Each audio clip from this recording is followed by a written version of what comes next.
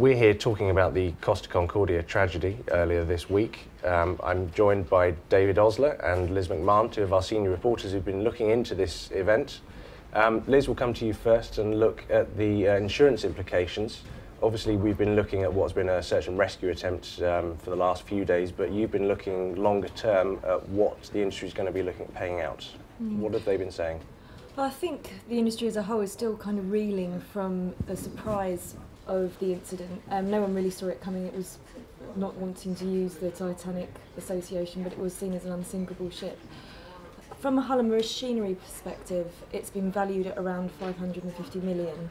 If it's salvageable, then probably they're going to bear the brunt of the cost with it going into the London market. If it's a total write-off, then it will fall to the P&I insurers. What about the size implications? You're getting some feedback from the P&I insurers about the size of this ship being a real issue. Do you see any potential long-term pulling away from the risk of insuring larger passenger safety ships like this? It's been an ongoing problem for P&I really, and there are two very distinct camps, as far as I can see, within the 13 groups of clubs such as London or North P&I, who have shied away from it before this. And it's a question of whether more clubs now, with an incident of this size, will follow suit. Longer-term impact? Are we seeing any rumours in the market about what the London market might view long-term as problems?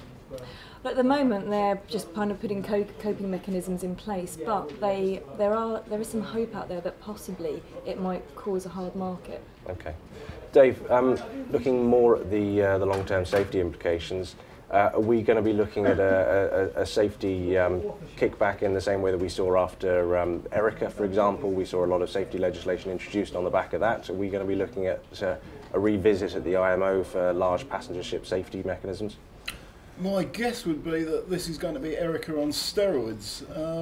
You've got to remember that tanker spill off the coast of France in 1999 led to not one but three European Union maritime safety packages, and was directly the catalyst for the single hull tanker phase out. Now, whatever people in the industry may wish, the public opinion on this one is going to be so strong that my guess is that the politicians will have no choice but to be seen to be doing something. So yes, I suspect it will lead to legislation at the EU level, and who can roll out IMO level. So political backlash here, probably going to be quite costly to the industry long term, I would have thought. It depends, of course, on what form the regulation takes.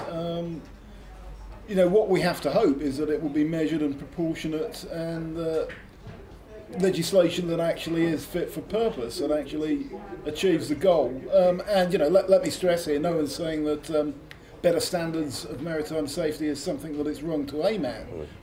It's just got to be effective regulation, and not regulation for the sake of regulation, for the sake of bowing to pressure from the public. Okay.